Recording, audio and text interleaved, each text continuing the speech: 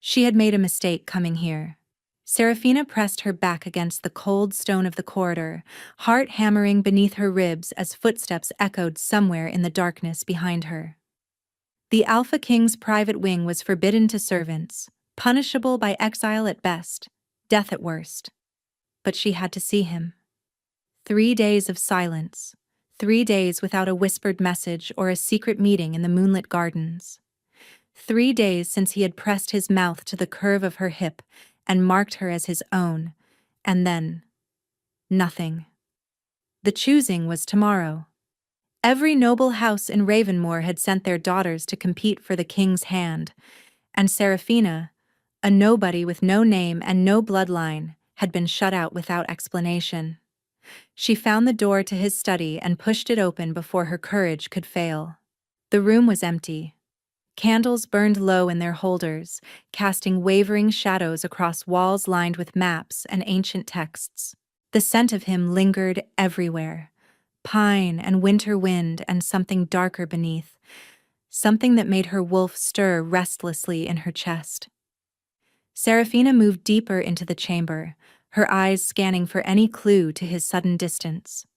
The desk was cluttered with correspondence, most of it bearing the seals of noble houses whose names she barely recognized. Then she saw it, a small wooden box, half hidden beneath a stack of treaties. She knew she should not touch it, knew this was a violation of his privacy beyond anything she had already committed. Her fingers lifted the lid anyway. Inside, nestled against dark velvet, lay a collection of items that stole the breath from her lungs. A ribbon she had worn in her hair the night they first spoke. A dried sprig of honeysuckle from the garden where he had kissed her. A scrap of fabric torn from her dress the evening his control had finally broken, and he had pulled her into his arms. And beneath them all, a piece of parchment covered in his handwriting. Honeysuckle and rain. Warm bread and wildflowers. The way morning light smells after she has been in a room. I am memorizing her. Every note of her scent. Every variation. So that no magic, no distance, no power in this world can ever make me forget. She is mine. She does not know it yet. Not fully, but she is mine. Serafina's eyes blurred with tears. You should not be here. She spun. Kalen stood in the doorway, his massive frame filling the space, his amber eyes burning in the candlelight. He wore only a loose shirt and trousers, his feet bare, his dark hair disheveled as if he had been pacing rather than sleeping. You stopped sending for me, Serafina whispered. You thought I had changed my mind. He crossed the room in 3 strides, his hands catching her face, tilting it up until she had no choice but to meet his gaze. You thought the choosing had made me forget what you are to me. What am I to you? The question emerged smaller than she intended. Kalen's thumb traced the path of a tear down her cheek. You are my mate, Serafina. My true mate. The bond recognized you before I knew your name. Then why? Because the council is watching. Because House Ashford has spies in every corner of this castle. Because if they discover what you are to me before I can protect you properly, they will destroy you to clear their daughter's path to the throne. His forehead pressed against hers. 1 more day, he breathed. Tomorrow, I will stand before the kingdom and choose, and when I speak, it will be your name on my lips, your scent that I claim before the realm. Serafina's heart soared. I have something to tell you, she said, after the ceremony, something important. Her hand drifted to her belly, where a secret too new and too precious to speak aloud had just begun to grow. Kalen's eyes followed the movement. Something shifted in his expression. Wonder, perhaps, or the first stirring of understanding. Tomorrow, he promised. Whatever it is, you will tell me tomorrow. And then, nothing will ever separate us again. He kissed her then, deep and desperate, as if trying to memorize the taste of her the way he had memorized her scent. Serafina believed him. She should not have. The great hall of Ravenmoor blazed with 10,000 candles. Seraphina stood in the shadows of the western gallery, her fingers wrapped around the railing until her knuckles turned white. Below, the noble houses had assembled in their finest silks and velvets, a sea of power and ambition all focused on the dais where the Alpha King would make his choice. The claiming mark on her hip pulsed with warmth. She could feel Kaelin through it, a steady presence at the edge of her consciousness, familiar as her own heartbeat. Soon, she told herself, soon everyone will know. The High Elder called for silence. Kaelin emerged from the shadows of the throne, and the breath caught in Seraphina's throat. He was devastating in ceremonial black, the silver crown of Ravenmoor resting on his dark hair. Every inch the king. Every inch the man she loved. The candidates approached the dais. 5 daughters of noble houses, each more beautiful than the last. And at their center, draped in white silk that caught the candlelight like captured moonlight, walked Vivienne Ashford. The crowd murmured with approval. The Ashfords controlled the Eastern Territories. Their alliance would strengthen Ravenmoor for generations. Seraphina's nails bit into her palms. He will not choose her. He promised. Kaelin, Alpha King of Ravenmoor, the High Elder intoned, the realm awaits your decision. The silence stretched. Seraphina watched Kaelin's face, searching for the warmth she knew, the recognition, the secret smile he saved only for her. She found nothing. His expression was blank. His eyes, usually blazing amber, seemed flat and distant. He moved with a strange stiffness, as if his body belonged to someone else. Something is wrong. The mark on her hip flared, not with warmth this time, but with a cold so deep it burned. I choose, Kaelin said, and his voice was hollow. Vivienne of House Ashford. The hall erupted. Seraphina could not breathe, could not think, could not do anything but watch as the man who had sworn she was his mate took another woman's hand and raised it to his lips. The mark on her hip screamed with agony. She doubled over, barely catching herself on the railing as pain radiated through her body. Through the haze of tears, she saw Vivienne smile with triumph. She saw Kaelin's eyes pass over the gallery where Seraphina stood, and register nothing at all. He did not see her. He did not recognize her. He could not smell her.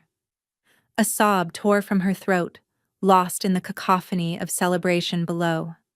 She stumbled backward, one hand pressed to her marking, the other wrapped around the tiny life growing in her belly. She had to go. Now. Before the grief crushed her completely. The servants' passages were empty, everyone having gone to witness history. Seraphina ran through them blind, her vision blurred with tears, her heart shattering with every step. Her chamber was exactly as she had left it that morning. The silver dress she had planned to wear laid out on the bed, a ribbon for her hair, a small vial of the perfume Kaelin said made him dizzy with wanting.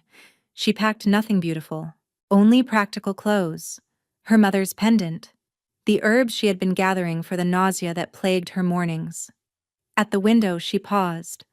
Bonfires were being lit across the capital in celebration of the king's wise choice. Somewhere in that great hall, Kaelin was accepting congratulations while Vivienne planned their wedding. And no one knew that his true mate was fleeing into the night with his children growing inside her. Children, she realized. The midwife's words from that morning came back to her. You may be carrying more than one blessing. Twins. She was carrying his twins, and she would raise them alone, in exile, far from the father who had forgotten they existed. Seraphina pressed her fingers to the frozen glass. Goodbye, she whispered. May you find happiness in your choice.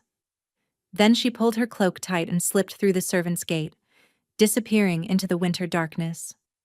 She did not see the shadow that moved in the tower above. She did not see Kaelin stagger suddenly, his hand flying to his chest, his eyes clearing for one agonizing heartbeat of awareness. She did not hear the broken sound that tore from his throat. Her name, half-formed, before the dark magic dragged him back under. She did not see him collapse against the stone wall, his wolf howling inside a cage of spellwork, clawing desperately at walls he could not break. By the time the magic finally shattered 3 days later and he reached her empty chamber, Seraphina was long gone. And the hunt that would tear Ravenmoor apart had only just begun. 3 months later, the village of Willowmere had almost forgotten it had a newcomer. Seraphina had arrived in the bitter depths of winter, a young widow seeking refuge from grief, or so she claimed. The village elders had taken pity on her rounded belly and shadowed eyes, offering her an abandoned cottage at the forest's edge in exchange for her skills with herbs and healing. She had accepted without hesitation. Now she was simply Wren, the healer woman who delivered babies and set broken bones. She kept to herself. She asked no questions and answered fewer. And if the villagers noticed that she sometimes stood at her window staring east with an expression of unbearable longing, they were kind enough not to mention it. The nights were the hardest. Seraphina lay in her narrow bed, hands pressed to the swell of her belly, feeling the twins move inside her. They were active now, strong, their kicks coming from opposite sides as if they were already arguing for space. Like their father, she thought, and the grief hit her fresh all over again. The mark on her hip had never faded. This was wrong. She knew it was wrong. When a mate was rejected, the claiming mark was supposed to dissolve within weeks. The bond severed, the connection destroyed.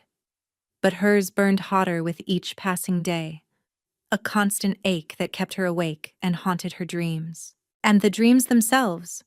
In sleep, she sometimes felt him, a presence pressing against the edges of her mind, desperate and searching. She heard her name called across vast distances. She felt hands reaching for her through darkness, never quite connecting.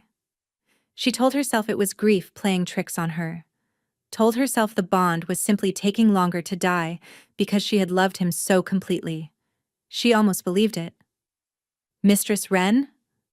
The knock at her door belonged to Talia, the innkeeper's daughter. Seraphina rose slowly. Everything was slow now, with her belly so large, and opened it to find the girl bouncing with barely contained excitement. "Traders have come from the capital. They bring news of the king." Seraphina's heart clenched. 3 months, and she still could not hear his title without pain. "That is no concern of mine," she said carefully. "But you must hear." Talia's eyes were wide. "They say he has gone mad, Mistress Wren, completely mad." The world tilted. Seraphina gripped the doorframe. "What do you mean, mad?" "He has not wed Lady Vivienne. He has not even touched her, the traders say. Instead, he has torn apart half the kingdom searching for a woman no one can identify." Talia leaned closer, voice dropping to a whisper. "They say he does not sleep, does not eat. They say his wolf has nearly taken over completely, and if he is not stopped, he will go feral before the summer." Feral. The word struck like a blade. A wolf separated from his true mate for too long could lose himself entirely to the animal. The human consciousness drowning beneath instinct and rage. An alpha with Kaelin's power gone feral would become a monster, a catastrophe. Surely someone would stop him, Seraphina managed. How? He is the king. He has threatened to execute anyone who interferes with his search. Talia shook her head in wonder. Whoever this woman is, she must be extraordinary. He has offered 50,000 gold pieces for any information about her. He has burned villages that refuse to answer his questions. The eastern provinces are in ruins. 50,000 gold, villages burned, a kingdom collapsing while its king hunted for a phantom. For me, Seraphina realized, he is hunting for me. But why? He had chosen Vivienne. He had looked through her as if she were made of glass. He had forgotten her scent, the one thing he swore he would never forget. Unless unless something had been done to him. Unless the emptiness in his eyes had not been indifference but something else entirely. Mistress Wren? You have gone pale. Seraphina forced a smile. Just the baby's kicking. Thank you for the news, child. After Talia left, Seraphina sank into her chair with trembling legs. The mark on her hip flared with sudden heat, and she gasped at the sensation that accompanied it. For one crystalline moment she felt him, not as a distant presence, but as something close and desperate and searching. Then the connection faded, leaving her breathless and shaken. He is looking for me. But why? Why search for someone he rejected? Movement at the tree line caught her eye. Her blood turned to ice. A wolf stood between the ancient oaks, massive, silver-furred, its amber eyes fixed on her cottage with unmistakable intelligence. Then another emerged beside it, and another. 5 wolves, watching, waiting. They had found her. Seraphina's hand flew to her belly as the twins went suddenly still, as if they too sensed the predators circling their mother. The mark on her hip blazed with fire. And somewhere in the distance, carried on the winter wind, she heard the echo of a howl, low and mournful and achingly familiar. He was close now. The question was whether he had come to reclaim her, or to finish what the choosing had started. The knock at her door came before she could decide whether to run. Seraphina grabbed the iron poker from her hearth, the only weapon within reach. The wolves had not moved from the tree line, but wolves in that form could not knock on doors. Someone else stood on her threshold. Mistress Wren. A male voice, unfamiliar but calm. Please open the door. We are not here to harm you. She laughed bitterly at that. Men who hunted pregnant women through 3 kingdoms rarely came with peaceful intentions. But flight was impossible. The wolves would run her down before she reached the forest's edge, and the babies, her hand pressed to her belly. She could not risk them in a desperate chase through the snow. She opened the door with the poker raised. 3 men stood before her. 2 were warriors, their size and bearing marking them as royal guard. But the third held her attention. He was older, perhaps 50, with gray-streaked dark hair and a face weathered by decades of service. His eyes, a deep amber that seemed to see through her walls and defenses, held something that looked almost like relief. My lady, he said, I am Ronan, first beta to the AlphaKing. We have searched for you for a very long time. You have the wrong woman. Seraphina's voice emerged steadier than she felt. My name is Wren. I am a simple healer. You are Seraphina. You served in the royal kitchens before the king took notice of you. You bear his claiming mark on your left hip and his children in your womb. Ronan's expression softened.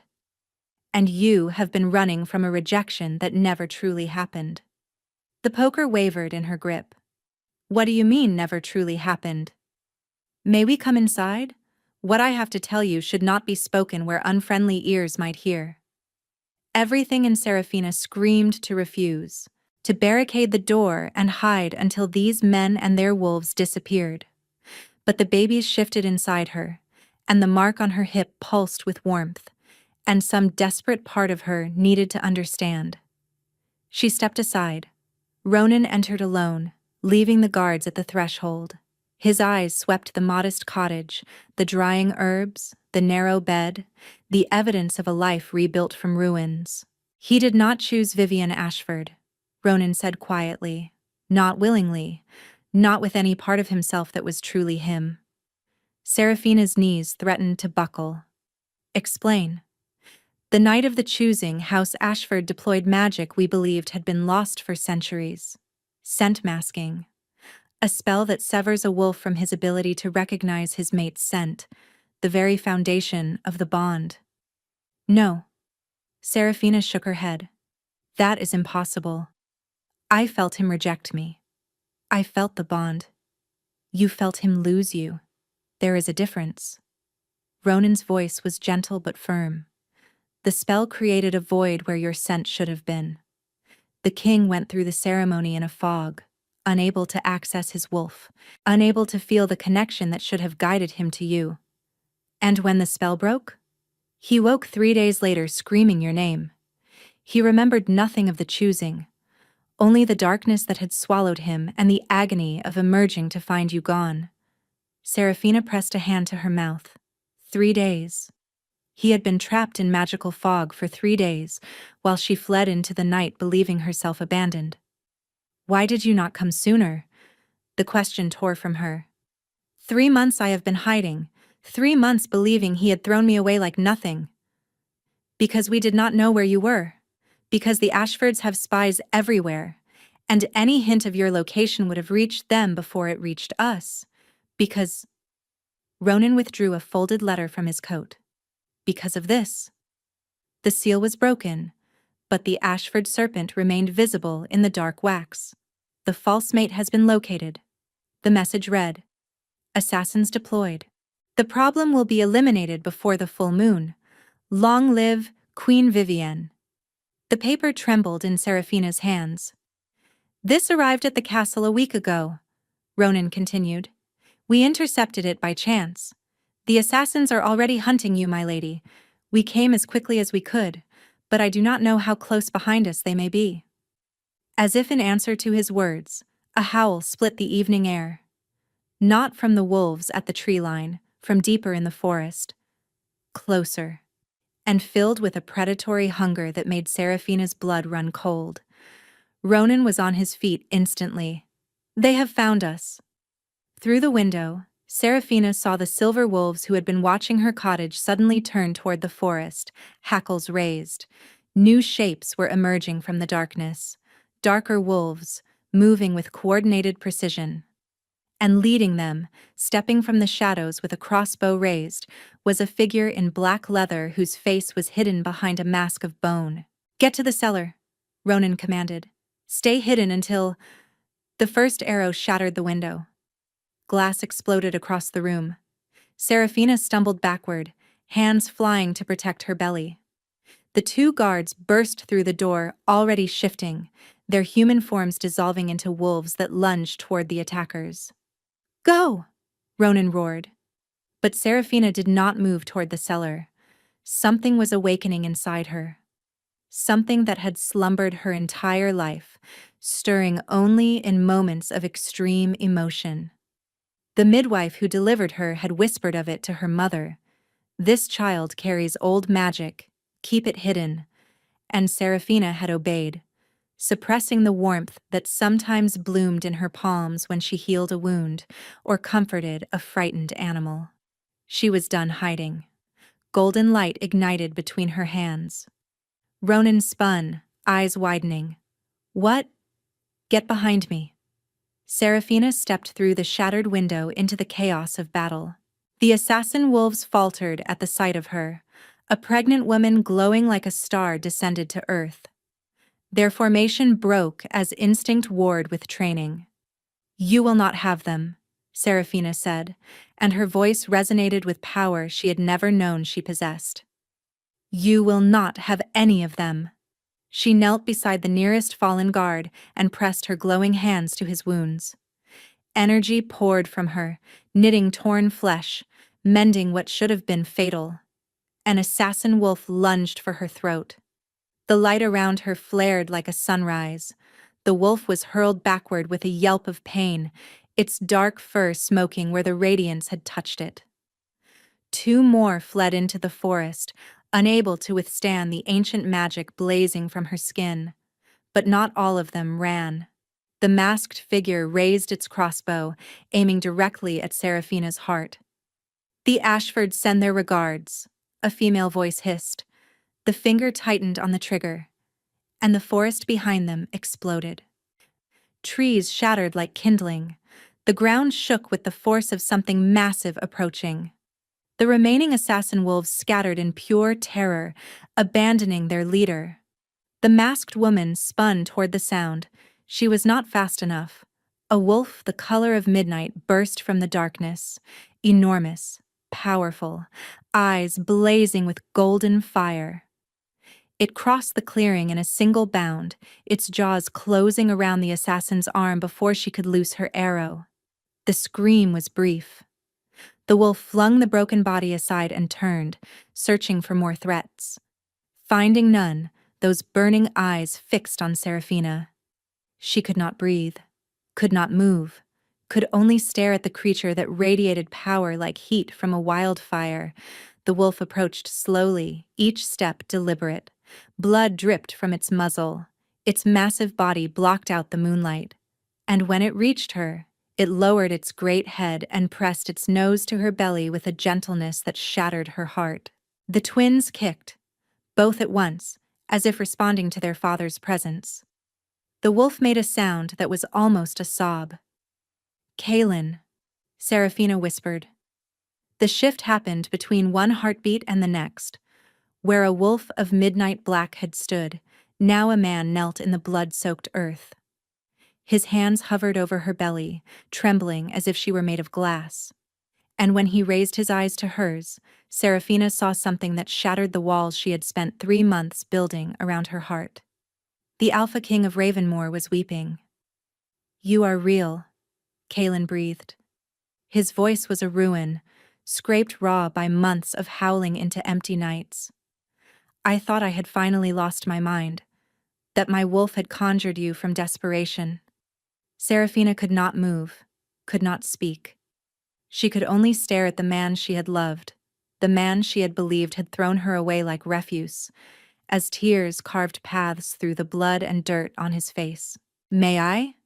He gestured toward her swollen belly, his hand still suspended in the air between them. The Alpha King, the most powerful wolf in 5 kingdoms, was asking permission. Something cracked in Seraphina's chest. She took his hand and pressed it to the curve where his children grew. The babies kicked immediately. 2 distinct movements from opposite sides. Kaelin's breath caught on a sound that was half laugh, half sob. "Twins," he whispered. "Seraphina, they are—" The sound of her name on his lips broke the spell. She stepped backward, pulling free of his touch. The warmth that had begun to bloom in her chest turned to ice as 3 months of grief came rushing back. "Do not," she said, and her voice came out blade-sharp. "Do not say my name as if you have the right to it." Kaelin flinched as though she had struck him. "Seraphina, please. I watched you choose her." The words tore from her throat before she could stop them. "I stood in the shadows of your great hall with your child growing inside me, and I watched you take Vivian Ashford's hand. I watched you raise it to your lips. I watched you look at her, as though I had never existed. I did not choose her." Kaelin rose to his feet, his hands reaching for her. "I would never. I was there." The scream ripped through the clearing. Birds fled from nearby trees. Even the wolves who had gathered at the edge of the forest lowered their heads. "I was there," Seraphina repeated, her voice breaking. "I had practiced the words 1,000 times. I was going to tell you about the baby that night. I wore the silver dress you said made my eyes look like starlight. I thought—" A sob escaped her. "I thought when the ceremony was over you would come to me. Instead, you could not even remember my scent." The last words hit Kaelin like a physical blow. His face crumpled. For a moment he looked nothing like a king, just a man confronting the full weight of what had been stolen from him. "They took it from me," he said hoarsely. "House Ashford. They used magic I did not know still existed. Scent masking. An ancient spell that severs a wolf from his ability to recognize his mate." Seraphina's heart lurched. "That is impossible." "I thought so too. Until I woke 3 days after the ceremony with no memory of anything but darkness." Kaelin's hands clenched at his sides. "The first thing I did was reach for you through the bond, and when I felt nothing but smoke where your scent should have been, I ran to your chamber. I tore apart the castle searching for you. I thought you had been taken, murdered. I thought—" His voice cracked. "I thought I had lost you before I ever truly had you." Seraphina's anger wavered.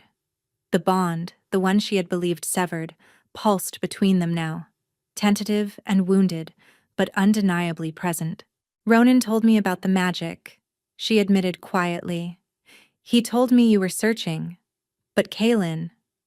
She pressed her hand to her chest where the ache had lived for 3 months. Do you know what it felt like?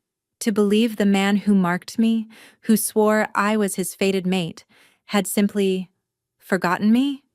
Kaylin crossed the distance between them in 2 strides. His hands cupped her face with devastating tenderness. I never forgot you, he said fiercely. The magic stole your scent from me, but it could not steal you. My wolf has been clawing at my mind every moment since that night, howling for something he could not name. I have not slept. I have not eaten. I have burned half my kingdom to the ground searching for a woman everyone told me did not exist. His thumb brushed a tear from her cheek. You exist, Seraphina. You are here. And I will spend the rest of my life proving that I never would have chosen anyone but you. A sound escaped her, something between a laugh and a cry. 3 months of walls crumbling to dust. I have not touched Vivian, Kaylin continued. I have not been in the same room with her since the spell broke. The council thinks I have gone mad. Half the noble houses have withdrawn their support. But I would burn Ravenmoor to ashes before I let anyone but you sit beside me. Seraphina closed her eyes. Through the bond, she could feel his emotions bleeding into hers, rage and desperation, fear and relief, and beneath it all, a love so vast it threatened to drown them both. We should go, Ronan's voice interrupted. The beta had shifted back to human form, wounds still healing from Seraphina's magic. The Ashfords will send more assassins when these do not return. Kaylin's jaw hardened. Then we return to Ravenmoor tonight. House Ashford answers for their crimes before the week ends. His arm wrapped around Seraphina's waist, pulling her against him. She should have resisted, should have maintained the distance that 3 months of survival had taught her to keep. Instead, she leaned into his warmth and let herself believe, for the first time since that terrible night, that perhaps she had not lost him after all. They traveled through the night, Seraphina mounted before Kaylin on his great black stallion, his body curved protectively around hers. Wolves flanked them on every side, dozens of them, then hundreds, emerging from the darkness to join their king. As the first light of dawn painted the sky, the spires of Ravenmoor's capital rose before them, and Seraphina's blood turned to ice. The royal banner was gone. In its place flew the crimson serpent of House Ashford. No, Ronan breathed. Kaylin's arm tightened around her as a growl built in his chest. They have taken the castle, he said. The Ashfords have declared war. A scout met them before they reached the city gates, his face gray with exhaustion. My king. The young wolf dropped to one knee. Lord Ashford struck at midnight. He had allies among the royal guard, wolves we never suspected. He has declared himself regent, claiming your obsession with a phantom woman proves you unfit to rule. Kaylin's voice was deadly calm. And Vivian? Named herself queen at dawn. She sits on your throne as we speak. Seraphina felt Kaylin's fury through the bond, a wildfire barely contained. There is more. The scout's voice faltered. They have taken hostages. Every servant who showed loyalty to you. Every guard who refused to kneel. 43 wolves. They are to be executed at midday as traitors to the new crown. The breath left Seraphina's lungs. Including. The scout glanced at her with something like pity. Including the old kitchen woman. Bessa. The one who served in the royal chambers. Bessa. The woman who had smuggled extra food to Seraphina when she first arrived at the castle, half-starved and terrified. Who had noticed her morning sickness before anyone else and kept the secret without being asked. Who had pressed a hand to her cheek the night of the choosing and whispered, "Whatever happens, child, you are stronger than you know." How long until midday? Seraphina demanded. 2 hours, Perhaps less. 2 hours. 43 innocent lives. We cannot breach the castle walls in 2 hours, Ronan said grimly. Not without losing half our force. Then we negotiate. Kaelin's voice was steel. We offer Lord Ashford terms. What terms? He holds every advantage. Seraphina's hand moved to her belly, where the twins had gone still, as if sensing the tension that surrounded them. An idea formed in her mind. Terrible. Necessary. He does not hold every advantage, she said quietly. Every wolf turned to look at her. He wants me dead because I threaten Vivian's claim. I am the true mate. I carry the true heirs. Seraphina met Kaelin's eyes. If I offer myself as hostage in exchange for the others, no. The word exploded from Kaelin with enough force to shake the air. Absolutely not. 43 lives, Kaelin. Bessa's life. They will die because they were loyal to you. To us. And you think I will trade your life for theirs? His hands gripped her shoulders. You think I would let you walk into that viper's nest alone? I think you do not have a choice. Seraphina covered his hands with her own. And I think this is what it means to be a queen. The word hung between them. She had never called herself that before, had never dared to imagine the title might actually belong to her. Kaelin's expression shattered. I cannot lose you again, he whispered. 3 months of hell. 3 months of not knowing if you were alive or dead. If you walk through those gates and something happens to you, then you will tear the kingdom apart to find me. Again. Seraphina smiled through the tears building in her eyes. And I will fight to survive. Again. Because that is what we do, Kaelin. We find our way back to each other. She rose on her toes and pressed her forehead to his. I love you, she breathed. I loved you when I thought you had betrayed me.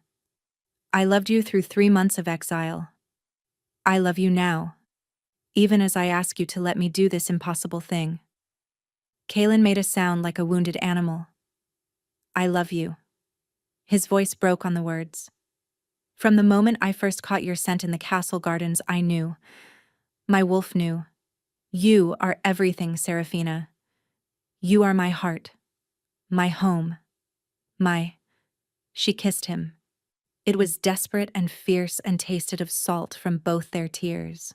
The bond between them blazed with light, 2 souls refusing to be separated even as circumstance demanded it. When they finally broke apart, Seraphina stepped back before her courage could fail.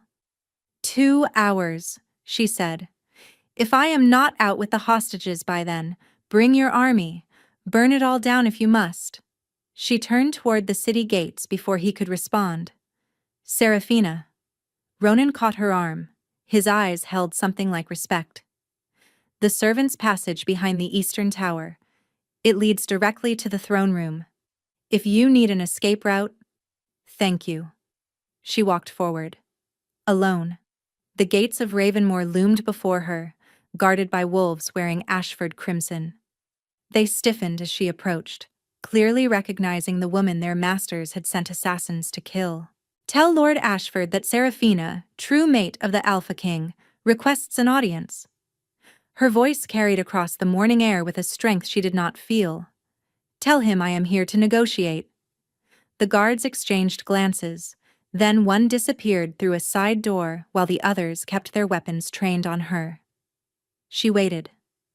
The bond with Kaelin throbbed with his anguish, his desperate need to charge forward and tear through anyone who stood between them.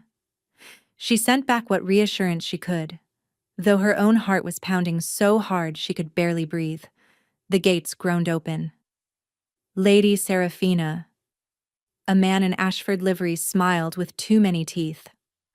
Lord Ashford is most eager to receive you, as is Lady Vivian. Seraphina walked through the gates.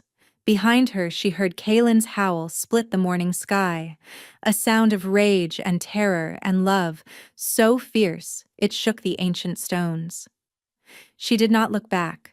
The throne room awaited, and with it, either salvation for 43 innocent wolves, or her own destruction. Her hand pressed against her belly one final time. "Hold on," she whispered to her children. "Your mother has one more battle to fight." The throne room was exactly as Seraphina remembered. Soaring columns of black marble, banners that should have borne the silver wolf of Ravenmoor now replaced with Ashford crimson. And at the far end, on a throne that did not belong to her, sat Vivian Ashford, with a smile like poison. "How delightful!" Vivian's voice echoed through the chamber. "The king's little pet has finally come to heel." Seraphina's gaze swept the room. 43 hostages knelt in chains before the dais. Bessa was among them, her weathered face pale but defiant. Armed guards lined every wall. Lord Ashford stood beside his daughter's stolen throne, silver-haired and cold-eyed. "You offer yourself in exchange for these traitors?" "I offer myself in exchange for innocent lives." Seraphina kept her voice steady. "Release them. Let them walk free. And I will remain as your prisoner." "Seraphina, no." Bessa's cry was cut short by a guard's backhand. Vivian laughed. "How noble. How predictable." She rose from the throne, descending the steps with serpentine grace. "Did you truly believe we would let any of you live? The servants die today regardless.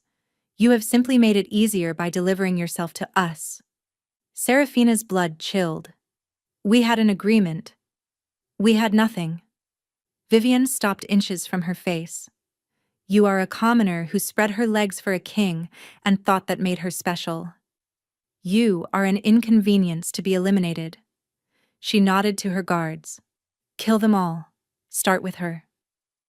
The first blade rose, and Seraphina felt something inside her snap. Not break, snap into place.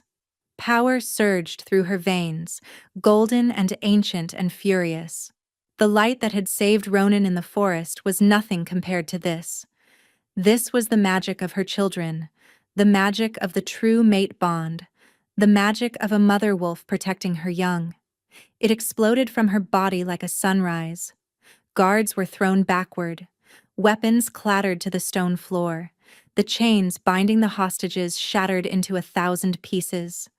Vivian screamed, shielding her eyes from the blinding radiance. "What are you?" she shrieked. "I am exactly what you feared." Seraphina's voice carried harmonics that shook the rafters. "The true queen of Ravenmoor." The transformation took her then, not with agony this time, but with fierce exhilaration. Her bones reshaped themselves. Fur the color of starlight rippled across her skin. And when she opened her eyes, she saw the world through wolf vision for the first time. Every scent crystallized into perfect clarity. The hostages' fear, the guards' uncertainty, Vivian's bitter hatred. And beneath it all, growing closer with every heartbeat, Kaelin.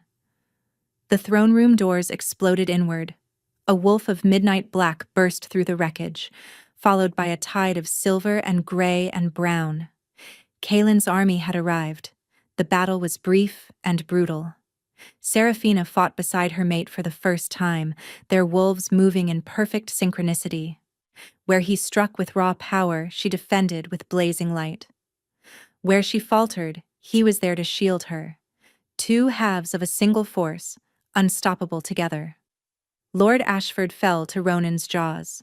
Guards who had worn Ashford crimson threw down their weapons and begged for mercy. And Vivian, cornered against her stolen throne, watched her empire crumble in the span of minutes. "This is not over," she spat as guards dragged her away. "You cannot. It is over." Kaelin had shifted back to human form, and his voice was ice. "You will face judgment before the assembled packs. Your house is finished." The hostages were freed, weeping with relief. Bessa reached for Seraphina with trembling hands. "I knew," the old woman whispered, touching her face. "I always knew you were meant to be our queen." When the throne room finally emptied of enemies and prisoners, Kaelin turned to Seraphina. They stood in the wreckage of battle, both still breathing hard, both covered in the evidence of everything they had survived. And when he opened his arms, she walked into them without hesitation. "My impossible mate," he murmured against her hair. "You saved them. You saved all of them." "We saved them." She pulled back to meet his eyes. "Together." Kalen's hand cupped her face. His thumb traced the curve of her cheek as if memorizing her. "The bond," he said softly. "It needs to be completed. Properly this time. No magic to tear us apart. No secrets between us." Seraphina understood. She tilted her head, baring the curve of her neck where his original mark had scarred. The spot that had burned for 3 months, refusing to fade. "Claim me again," she whispered. "Make it permanent." Kalen's eyes blazed gold. His teeth lengthened as his wolf rose to the surface. When he bit down, Seraphina gasped, not from pain, but from the flood of sensation that crashed through her. His emotions poured into her mind, love so fierce it stole her breath, pride that swelled her heart, and a possessive tenderness that wrapped around her soul like armor. She saw herself through his eyes. Not a servant who had risen above her station, but a woman of extraordinary courage, the mother of his children, his fated mate, his queen. When the claiming was complete, she pressed her lips to his throat and let her own teeth sink home.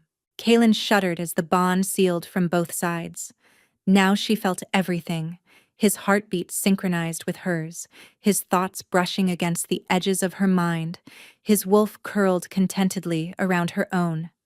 "Mine," he breathed. "Yours," she agreed. "Always."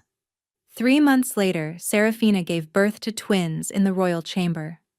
A boy with his father's dark hair and eyes like liquid gold. A girl with her mother's starlight coloring and a howl that made the castle wolves answer in chorus. Kalen held his children with tears streaming down his face, cradling them as if they were the most precious things in existence. "Thank you," he whispered, leaning down to kiss Seraphina's exhausted, radiant face.